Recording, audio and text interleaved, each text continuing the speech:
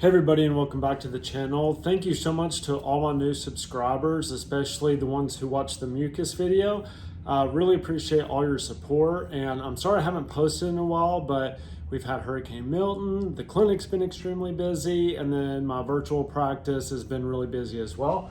But I've had some really good questions from my patients, and I feel like that this is a very important topic to discuss today.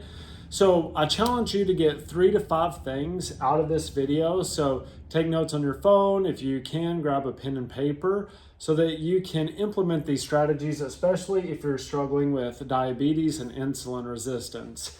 So I'm going to jump into this, but at the end we're going to talk about supplements that you can use. There are 3 of them.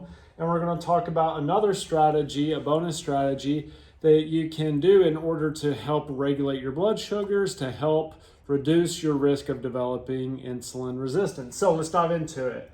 First, we need to understand what is diabetes and what is insulin resistance. I know a lot of people get confused about this. So diabetes is that the body doesn't respond to insulin.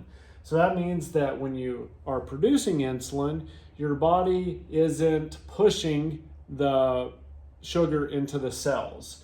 Whereas in insulin resistance, the cells don't absorb the glucose properly. That means that they may take part of it in, but they're not absorbing it at its full capacity. So think about this as a percentage. Maybe you're only absorbing 50% of the glucose that you normally should be. Whereas in diabetes, it's actually the receptors get damaged and you're not able to push any of the glucose, so it stays in your bloodstream longer. And this is what causes damage to the nerves, causes damage to your brain, your skeletal muscle, whatever it may be, through the process of glycation. That's when it damages the proteins that make up all these structures, and they can develop neuropathy, you can develop muscle fatigue, muscle weakness, you can have increased weight gain because that sugar isn't getting pushed in the cells, and then it gets developed as adipose tissue, especially around the gut. What's important to understand is that insulin resistance is the pre-stage into type 2 diabetes. This is when you see your blood sugars are going over 140, and this is a measurement that I use for a lot of my patients in order to help them understand that every time your blood sugars go over 140, you're getting damage to the nerves. But just because your blood sugars are going over 140, your A1C may not show that you're diabetic. It may show that you're pre-diabetic, but until you destroy the pancreas and the insulin receptors in your body, you won't have full-blown diabetes. A really good way to check this is to actually check your blood sugars after you eat. If you think that you might be diabetic, check your fasting blood sugar. I like continuous glucose monitors, and I'll tell you a story at the end of this about one of my patients, how we use a continuous glucose monitor to help her understand what foods affect her, because it can be different for everybody.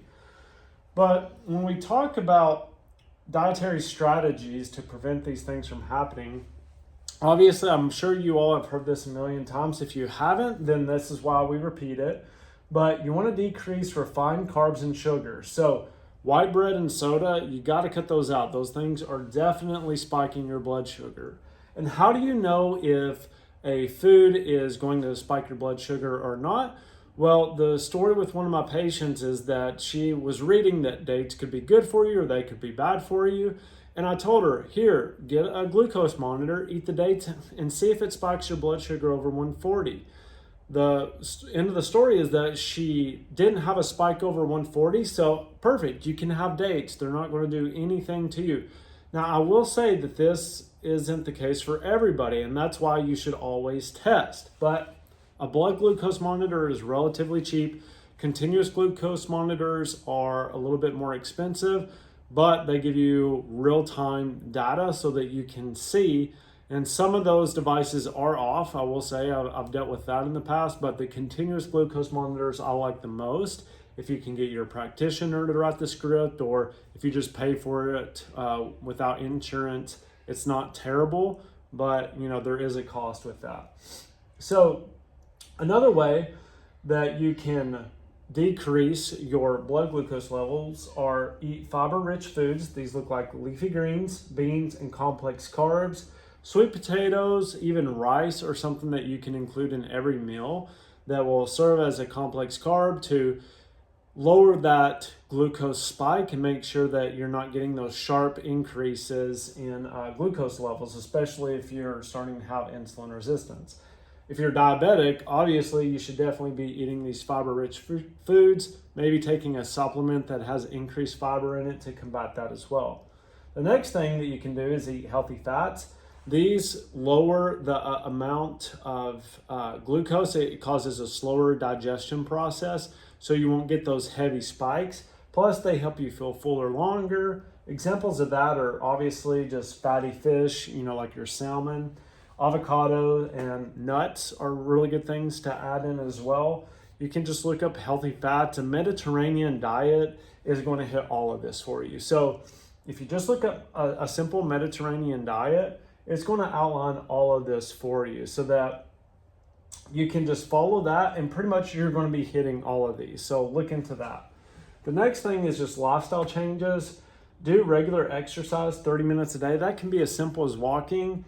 If I am working with you, I'm going to suggest that you do more weight resistance. You don't have to do barbells or dumbbells. You can use machine-assisted weights, but that's going to increase your muscle mass, and that's going to help with your blood sugar, because the more muscle mass you have, that's going to be shuttled into that muscle for use. You're going to burn more sugar using if you have more muscle mass. And overall, it's once you get into your 30s, you're starting to lose a certain percentage every few years. So you want to try to keep as much muscle mass as possible. The next thing is stress management. Just plan one event every day that you enjoy and that you like to do, whether that's getting out in nature, going on a walk, whatever it may be. Just plan something that you like to do and that gives you enjoyment. Get away from the world, get away from social media, especially because we all know that the world's just crazy right now. Sleep, so 7 to 8 hours for men. It's 8 to 9 for women. So yes, it is different between the two. Women, because you handle more stress, you've got kids, you've got jobs, you've got more hormonal imbalances, most likely nowadays. You need a little bit more rest, and that's going to serve you a lot better. And if you're having trouble hitting these, decrease the temperature in your house is a great way to do it. Valerian root is a great supplement that I like, that I've had really good success with in the past, rather than something like Ambien or one of those sleep aids that we don't really know the side effects of. And then P5P, which is a precursor to serotonin. Serotonin helps regulate your circadian rhythm, your sleep cycle. So if you are low on neurotransmitters, B vitamins, if you're having mood swings especially, or if you're just unhappy and depressed, P5P is a great supplement for that. So what are some specific supplements that you can use to help combat diabetes and insulin resistance? Well, one of them is cinnamon. Studies are showing that this increases insulin sensitivity, helping drive glucose into those cells so that the receptors will attach to insulin, or insulin will attach to the receptors, allowing for that gate to open and glucose to go into the cell. The next one is magnesium. Now, I know people talk about all the different magnesiums. One of the things that if you really want to do a good job in testing how this works is that eat something sugary and test it with like magnesium glycinate, magnesium threonate, whatever magnesium you want to use, and see if it works, see if it actually helps. I think too many people just take it for granted, and you never learn that, I can actually test this and see if it works. So that's something that you can do as well. But in general, magnesium is going to help with sugar control. This is found a lot more in your green leafy vegetables. So if you're eating enough green leafy vegetables, which I almost guarantee you most of you are not, then that will help with that magnesium imbalance. Berberine, this acts more like a natural metformin to help with the insulin sensitivity as well. And I tell all of my diabetics, we use berberine in our supplements, and we have phenomenal results along with alpha lipoic acid, which is a staple in any supplemental program as well. And then the last thing, but not the least, is intermittent fasting. If you really want to kick this into gear, what I suggest is that you don't do it every day. I hear people tell me all the time that they get burnt out from fasting too much. So try it 1 or 2 days a week. Do a 16-8, so 16 hours of fasting, 8 hours of eating window.